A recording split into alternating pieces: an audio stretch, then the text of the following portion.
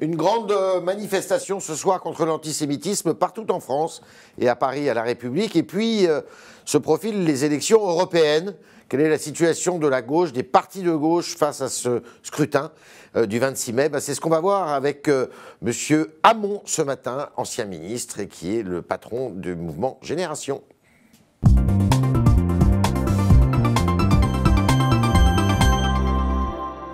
Benoît Hamon, bonjour. Yves Tréhard, bonjour. Vous serez à la manifestation ce soir. Bien sûr. Qu'est-ce que vous en attendez? Un moment d'unité, à la fois de... C'est un témoignage?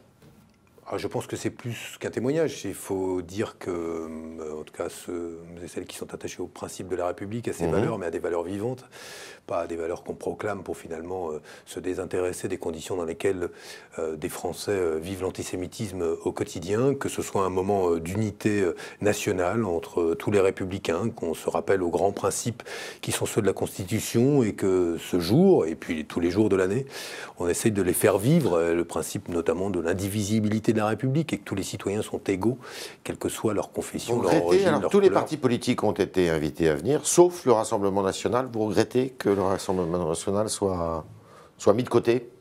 Bon, le Front National, avant le Rassemblement National, avait une histoire avec l'extrême droite qui le rend évidemment sulfureux et suspect. Moi, si demain il n'y avait plus ces cohabitations, ces complaisances de membres du Front National avec l'extrême droite la plus dure, la plus radicale, que l'on a vu dans des manifestations, peut-être que ce jour-là, ce serait même une bonne nouvelle pour la France. Ça voudrait dire qu'il y aurait un front uni contre l'antisémitisme et le racisme. En tout état de cause, me semble-t-il aujourd'hui, se retrouvent côte à côte ceux pour qui voilà, la lutte contre l'antisémitisme n'a jamais fait l'objet d'une quelconque négociation, discussion, il n'y a jamais eu de « mais ». Et pourtant, vous voyez bien qu'il y a quand même une polémique actuellement. On parle d'islamo-gauchisme qui pourrait être la porte ouverte à un antisémitisme, c'est-à-dire un antisémitisme alimenté par un intégrisme musulman, et des questions sur des réactions ambiguës qui ont pu être formulées, notamment de la part de Jean-Luc Mélenchon ce week-end, à l'occasion des insultes qui ont été proférées contre Alain Finkielkraut. Il y a aussi, écoutez, moi, en gros, il y a un antisémitisme de l'ultra-gauche. Il y a des antisémites qui sont croyants, non-croyants, catholiques, musulmans, athées. Il y a un vieil antisémitisme culturel français. Je me souviens, en Israël, avoir longuement discuté avec l'universitaire Simon Epstein de ces cycles qu'on connaissait dans la plupart des nations européennes, qui faisaient à un moment ou à un autre du juif la cible sur laquelle finalement toutes les colères, tous les ressentiments se concentraient. Et on a aujourd'hui des formes d'antisémitisme peut-être un peu différentes dans les motivations culturelles, mais qui débouchent toujours sur la même chose, c'est qu'à la fin, le juif est le bouc émissaire. Donc ça, c'est la gauche. Mais ça concerne, il y a des antisémites de gauche, des antisémites de droite, etc. Donc il y a des antisémites. La question qui se pose, je veux dire un mot sur Jean-Luc Mélenchon. Moi, je veux bien tout, mais si on mettait, ou si on commence à mettre Jean-Luc Mélenchon dans le camp de ceux qui seraient suspects de complaisance, etc., alors là, je dis, on va fragiliser le front nécessaire de tous ceux qui combattent l'antisémitisme. Parce qu'on peut faire tous les reproches qu'on veut à Jean-Luc Mélenchon. Mais pas assez ferme, Benoît Hamon. Mais je crois que son histoire militante et politique plaide pour lui. Et même récemment, il n'a jamais, je crois, fait l'objet ou été l'objet ou sujet à une quelconque complaisance sur ces questions-là. Et vaut mieux se serrer les rangs que d'aller se chercher des poux sur ces questions-là. Je me permets de le dire parce que même moi, je peux avoir des désaccords avec Jean-Luc. Je combats les idées réactionnaires et radicales d'Alain Finkielkraut, mais je condamne sans réserve ceux qui l'ont conspué. Oui, parce que c'est un bloc. C'est que je peux être en désaccord. Sur quoi vous êtes en désaccord d'ailleurs avec Alain Finkielkraut? Parce que je pense aujourd'hui qu'il véhicule une vision totalement réactionnaire de ce que devrait être le vivre ensemble, faire société en France, qu'il a lui-même eu des paroles, des mots extrêmement blessants à l'écart d'une partie de la communauté nationale, notamment les musulmans. Mais le sujet pour moi, c'est qu'aujourd'hui a-t-il été attaqué sur ses idées ou pour ce qu'il est supposé être, c'est-à-dire un juif. Et s'il a été attaqué comme s'il a été attaqué parce qu'il est juif, Eh ben, comment voulez-vous, qu'est-ce que voulez-vous que je vous dise? Moi, je ne peux pas me solidariser ou apporter une quelconque complaisance à ça. C'est tout. C'est un bloc. Soit on est comment dire, radicalement antiraciste, soit on est radicalement engagé dans la lutte contre l'antisémitisme ou pas. Il n'y a pas de demi-mesure. C'est pour ça que je voulais dire la chose suivante. Moi, je le défends, non pas pour ce qu'il dit et ce qu'il pense, parce que ça, je le combats. Mais je le défends là où il a été mis en cause pour ce qu'il est supposé être. Deuxième débat, il y a un deuxième débat qui monte, c'est savoir est-ce qu'il faut légiférer sur l'antisionisme parce que ça serait pénalement bien coupable. Le président de la République vient de s'exprimer, et lui, il n'est pas tout à fait favorable à ça. Certains, dans sa majorité, portent ce projet. Quel est votre... moi, je trouve que ce serait aberrant. Votre point de vue là-dessus? J'approuve si le président de la République s'oppose au fait d'interdire aujourd'hui le fait qu'on puisse être... oui, voilà, qu'on pénalise. En gros, certains voudraient pénaliser l'antisionisme, au motif que l'antisionisme, c'est l'antisémitisme. Mais en clair, est-ce qu'on peut encore critiquer la politique étrangère ou la politique tout court d'Israël? J'espère bien que oui, surtout dans une république. Sauf que l'antisionisme, c'est la négation de l'État d'Israël. Hein. Oui, mais le fait que... comment vous dire tant que c'est une opinion, qu'elle ne se traduit pas par la haine et des appels à la haine. On est aujourd'hui, je veux le dire clairement, et puis en plus il faut regarder ce qu'est l'histoire du sionisme, qui est quand même, qui a des traditions et des cultures différentes. C'est quand même tout ça, on devrait, tous ceux qui en parlent n'ont pas ouvert beaucoup de livres sur ces questions-là. Les origines de gauche, le Bund en particulier, compagnon de la révolution russe, etc. Bon, ce que je veux dire, c'est que aujourd'hui... on a un gouvernement à la tête d'Israël qui mène une politique qui est une politique que moi, alors là, je critique vertement. Oui. Si demain, je devais être menacé d'être pénalisé pour des propos qui s'opposent aujourd'hui aux choix qui sont faits dans les territoires occupés par Israël en Palestine, c'est pas possible. On peut pas, là, faire de confusion. Moi, je veux dire les choses simplement. Le président de la République a raison de dire... Vous êtes d'accord avec le président de la République là-dessus? Je suis très heureux qu'il fasse la distinction et la distinction nette. De toute façon, je pense qu'ils sont très minoritaires, ceux qui veulent pénaliser l'expression autour de l'antisionisme. Comment on sort de la crise des Gilets jaunes, Benoît Hamon? On en sort par une réponse sociale, une réponse démocratique. Est-ce que le grand débat national est la réponse démocratique? À l'évidence, non. C'est un début de concertation, mais il faudra demain trouver... Vous y participez vous-même? Vous y avez participé? Mais je considère, j'ai pas été à une réunion. Oui, non, c'est ça le sens de ma question. Je pense que le grand débat national, il préexistait à la proposition d'Emmanuel Macron, il lui survivra, et fort heureusement qu'on n'a pas besoin d'attendre d'être convoqué par un ministre ou un député pour pouvoir débattre. Donc, première chose, je pense que la réponse, elle est démocratique. Et donc, il faudra trouver une manière c'était la promesse, ou en tout cas le vœu de Pierre Mendès France, de construire une démocratie continue. C'est-à-dire qu'on n'est pas simplement à s'exprimer tous les 5 ans. Politique? Oui, un acte politique. C'est un référendum? Pourquoi pas? Moi, ça dépend. Pas le même genre que les européennes. Ce serait escamoter le débat européen. Ça peut être une dissolution de l'Assemblée nationale? Et pourquoi pas? Moi, on verra ce qui peut être. Je ne suis pas hostile dès lors qu'on veut trouver un vrai débouché politique et qu'on n'est pas simplement dans une volonté de retomber sur ses pattes. Aujourd'hui, on a un président de la République qui a lancé une grande opération de communication gouvernementale, au passage du contribuable à quelques semaines des élections européennes. Et il faudra poser la question sur la façon dont ce grand débat national est utilisé, je la pose, par la République En Marche, comme un moyen de défendre la politique du gouvernement, mais aussi à quelques semaines, mais oui, à quelques semaines d'une élection importante. Et puis la deuxième réponse, elle est évidemment sociale. 15 semaines de mouvement, c'est quand même inédit. Et je veux insister sur une chose. 15 semaines aussi de violence. 15 semaines où la société s'est de plus en plus fracturée. Et le président de la République ne peut pas se proclamer jupitérien, mais par contre totalement irresponsable au moment de constater les conséquences de l'absence de dialogue avec les corps intermédiaires, la société française pendant 1 an et demi, et de fait aujourd'hui, un mouvement des Gilets jaunes qui perdure, le désordre dans les rues et le sentiment aux violences de certains groupuscules répondent en partie des violences policières et qu'on a un chaos qui est un chaos assez préoccupant. Alors, je le dis d'autant plus que le président de la République continue à ne formuler aucune réponse qui soit satisfaisante sur les questions sociales. Un référendum, ce serait avant l'été.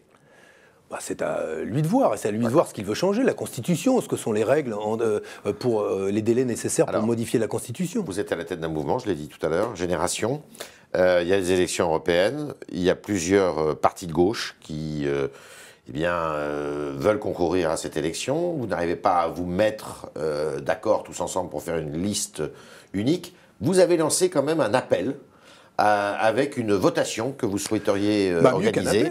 Mieux qu'un appel. Vous avez invité les autres à vous rejoindre dans cette votation et aux militants. Qu'est-ce qu'il en est? Parce que la date limite, c'est le 22 février. C'est le 22 février, à la fin de la semaine, pour écouter les réponses ou les non-réponses des partis politiques. Moi, je constate que les partis, quand ils discutent entre eux, ça ne marche pas. Pourquoi? Parce qu'ils sont incapables de dévier de leur trajectoire.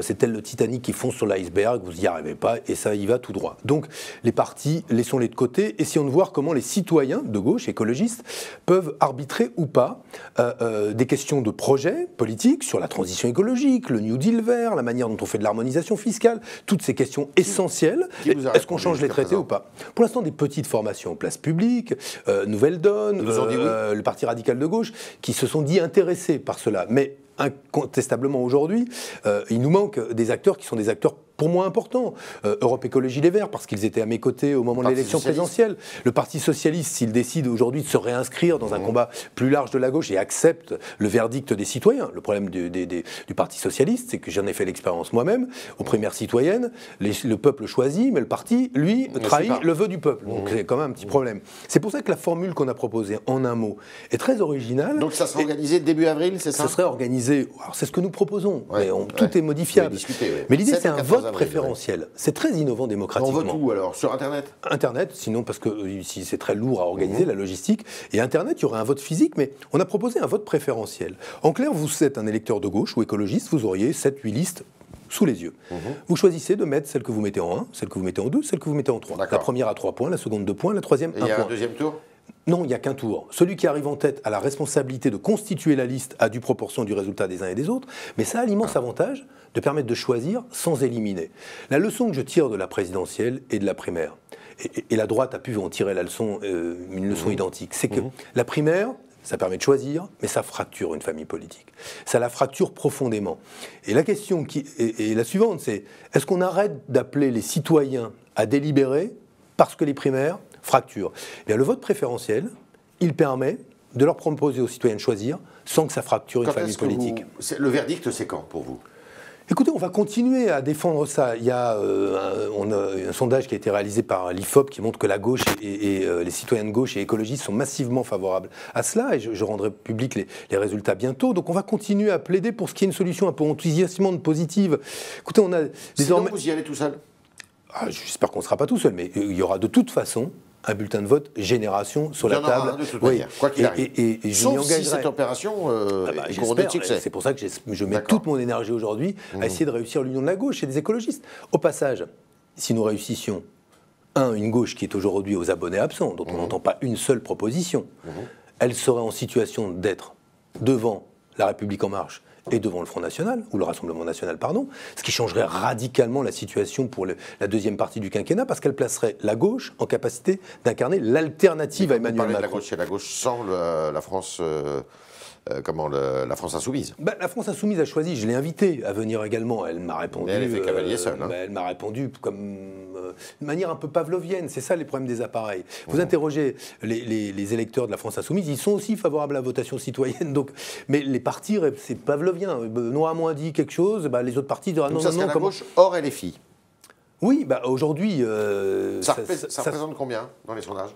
Je pense qu'il n'y a pas de plafond véritablement. Ça peut aujourd'hui, sur la base d'une gauche divisée, ça ne représente pas grand-chose. Ça ferait 15, 16, 18%. Si elle s'unit, il n'y a pas de plafond. Parce que, objectivement, apparaîtrait dans ce match qui a été organisé par l'extrême droite et les libéraux, Emmanuel Macron, qui est un match à deux, apparaîtrait le troisième joueur, c'est-à-dire l'incarnation d'une vraie alternative aux politiques austéritaires et libérales telles qu'elles sont mises en œuvre aujourd'hui en Europe. Il y a besoin quand même que la démocratie fonctionne en Europe. Si vous dites, je veux le dire aux Européens fervents, si vous dites aujourd'hui que la seule opposition, c'est ceux qui détestent l'Europe et n'en veulent pas, qu'il n'y a pas de possibilité d'organiser de débats démocratiques où il y aurait une alternative aux choix qui sont faits en matière environnementale, sur les glyphosates, sur les perturbateurs endocriniens, l'absence d'engagement dans la transition écologique. S'il n'y a pas ce débat-là possible, on aura un jour une majorité pour ceux qui ne veulent plus d'Europe du tout.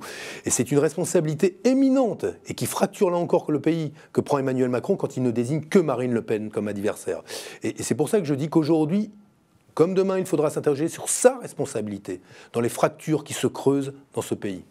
On continue avec Benoît Hamon de Génération, le patron de Génération, et Corentin Suire qui vient poser vos questions, chers internautes, vos questions qui sont sans doute nombreuses.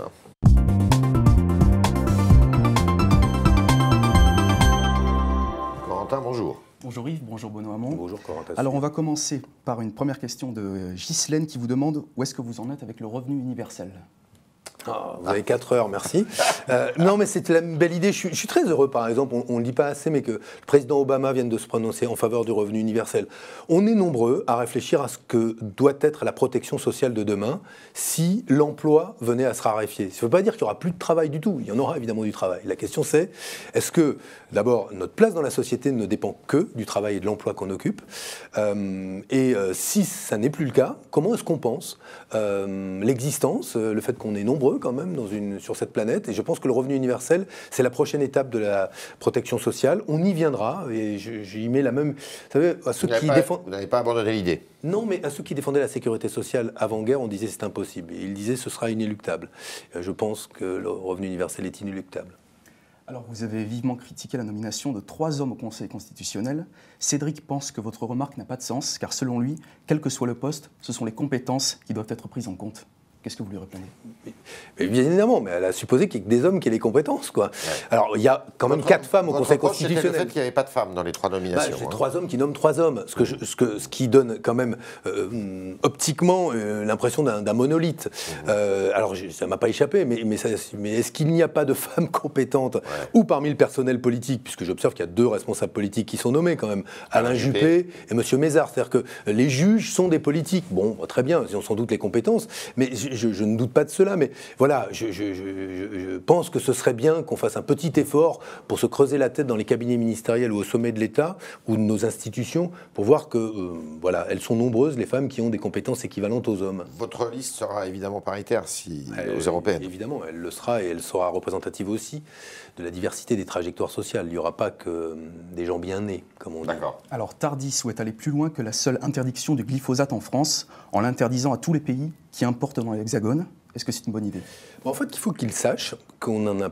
Ce serait mieux, hein, mais qu'il existe une disposition dans les traités qui permet à la France, si par exemple elle décidait d'interdire les glyphosates ici, de ne pas importer, même dans le marché unique, des produits qui viendraient d'Espagne ou de Pologne, qui seraient, eux, cultivés, par exemple, avec le glyphosate. Ces dispositions existent dans les traités qui permettent de protéger, pour des raisons sanitaires, la population française. Donc, moi, je souhaiterais évidemment que les interdictions soient faites au niveau européen. Je souhaite même, je vais vous dire qu'il existe une forme de DGCCRF européenne, de répression des fraudes, qui aurait une responsabilité sanitaire et environnementale, un FBI sanitaire et environnemental au niveau européen, qui permettrait de se substituer à des administrations défaillantes dans plusieurs États membres qui ne sont pas capables de faire ces contrôles-là. Voilà une manière pour l'Europe d'être utile.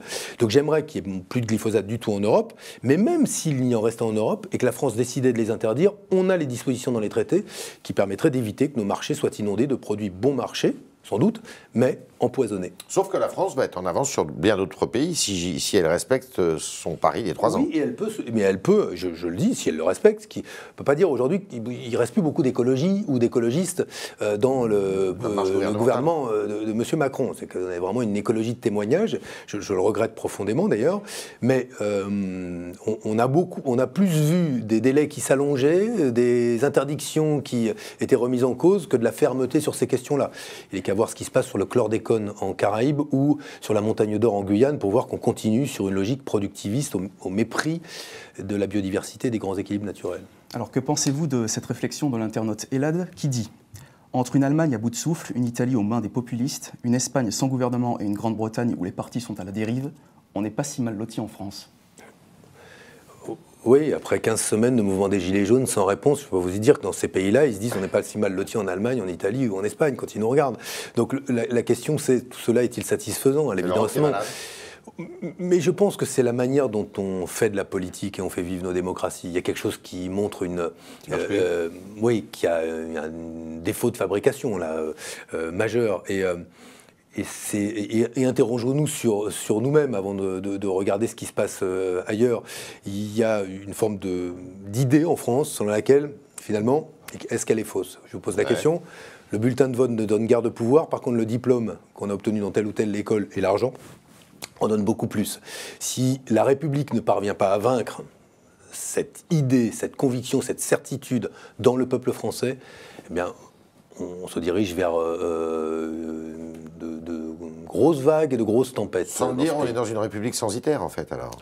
Une forme de république censitaire. Quand vous avez le scrutin qui est réservé à 30-40% de la population, notamment qui réservé parce que les gens ne vont plus voter, mais nous nous approchons d'une forme de régime censitaire dont je rappelle qu'historiquement, il était la préférence des libéraux qui s'affrontaient aux démocrates sur la question du suffrage universel. De ce point de vue-là, nous avons là un objet théorique pur ou idéologique pur dans la personnalité d'Emmanuel Macron. Le vote obligatoire, ce serait quelque chose qui serait bien d'instaurer en France? Moi, je ne suis pas très convaincu par cela. Je me suis prononcé pour la reconnaissance du vote blanc. Je suis, ça, vous êtes oui, je suis favorable. Bon, je suis favorable à ce qu'on mette à plat les institutions de la 5e parce que je crois qu'elles se fondent sur une sorte de mythe immature de l'homme providentiel. Et je dis bien de l'homme providentiel puisque ce pays ne s'est jamais choisi une femme providentielle jusqu'ici.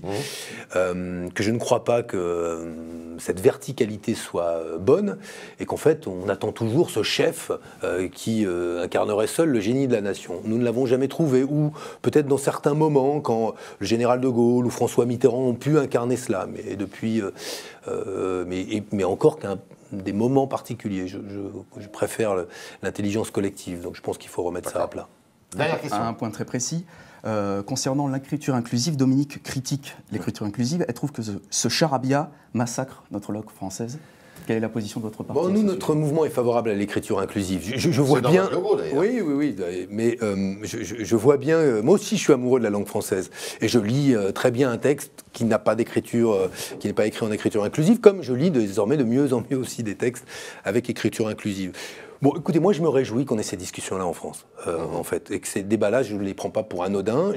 Quand on les tranche, déjà, je pense qu'il faut les trancher avec sérieux, qu'il faut même remettre en cause, s'il le faut, ces discussions-là. Mais je trouve qu'on a une langue incroyablement riche et je me réjouis qu'on puisse, moi, s'écharper sur la question de la langue française le jour où on ne le fera plus, qu'on aura transformé notre propre langue dans ce globish anglais, cette langue, vous savez, que tout le monde parle, etc. On aura perdu aussi beaucoup de l'originalité de notre pensée, beaucoup de notre culture. Il y a d'ailleurs un très bon petit bouquin là, de Régis Debray sur tout ça qui vient de sortir, je crois que c'est l'Europe fantôme, et que j'invite à lire parce que c'est encore un magnifique plaidoyer pour la transmission, pour l'histoire et puis pour la langue française. C'était Benoît Hamon qui était dans les studios ce matin. Merci Benoît Hamon d'avoir répondu à toutes nos questions. Merci Corentin Suire de vous être fait l'écho des internautes. Merci à vous. Et puis, eh bien, à demain, si vous le voulez bien.